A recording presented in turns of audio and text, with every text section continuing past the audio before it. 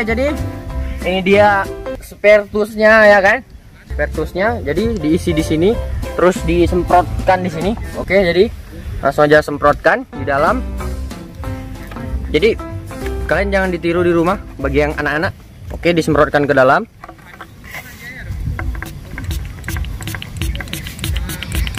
Oke, jadi ditutup. Ini pakai tutup korek gitu.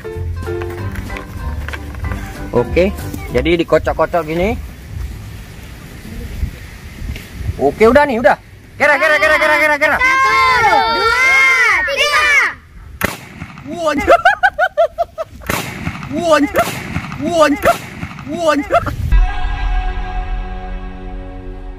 Maka ini terbuat dari pohon asam dengan pohon kesambi.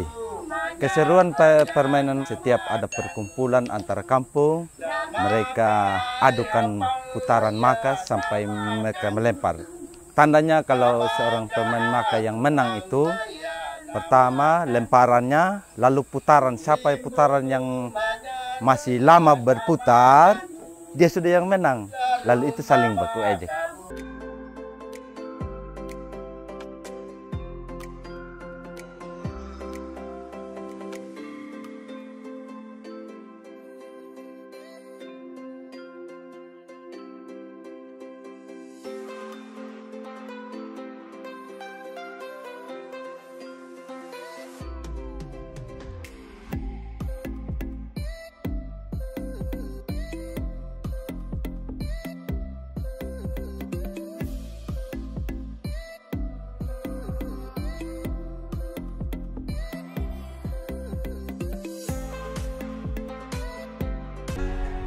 Permainan moto itu biasa dimainkan oleh anak dengan orang tua.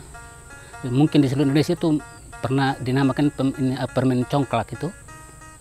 Jadi itu ada satu papan itu yang sudah dilubangi, itu diisi oleh 3 batu.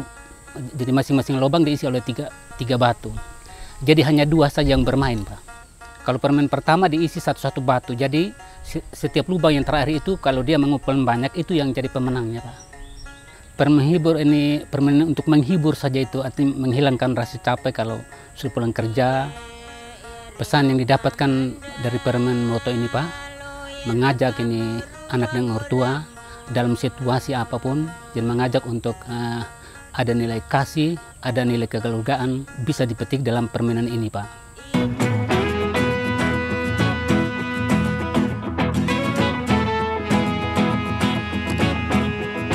Nah, teman-teman, apakah teman-teman mengenal dan masih mengingat permainan yang satu ini, yang sementara teman-teman kita ini sedang mainkan?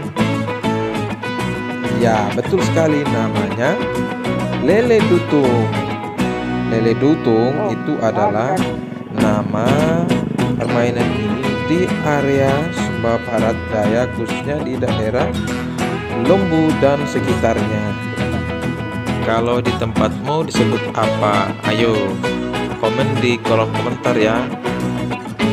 Nah teman-teman, permainan lele dutung ini alatnya terbuat dari kayu dan bambu tanpa menggunakan bahan-bahan dari pabrik, teman-teman. Keren kan? Nah ini terbuat dari pohon bambu dan juga rodanya terbuat dari kayu.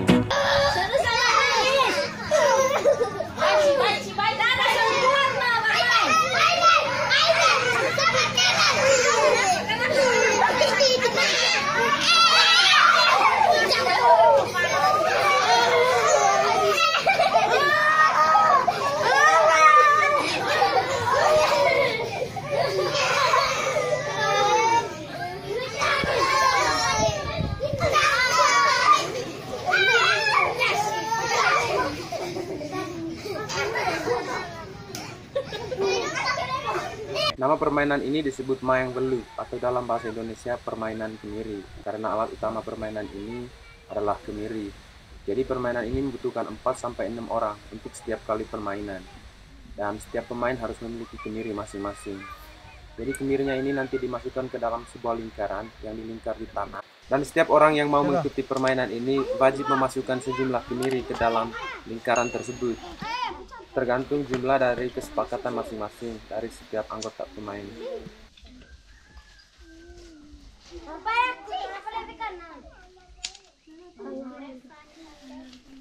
Setiap orang permainan harus memiliki ibu kemiri, atau dalam bahasa Manggarainya disebut erang. Erang ini harus berukuran lebih besar dari ukuran kemiri yang di dalam lingkaran tersebut tadi. Nah, ibu atau erang dari kemiri ini nanti akan dilempar dari jauh sekitar 3-4 meter. Dan lemparannya harus mengenai kemiri-kemiri yang ada di dalam lingkaran tersebut. Dan yang bisa mengenai kemiri di dalam lingkaran dan membuatnya keluar dari lingkaran, maka orang tersebut berhak untuk memukul pertama kemiri-kemiri yang ada di lingkaran tersebut. Jika yang memukul pertama kali berhasil memukul semua kemiri yang ada di dalam lingkaran dan semuanya berhasil keluar dari lingkaran, maka dialah pemenangnya. Dan jika dia tidak berhasil memukul semua kemiri keluar, maka yang berhak memukul berikutnya adalah siapa yang ibu kemirinya atau erangnya lebih jauh, dan seterusnya.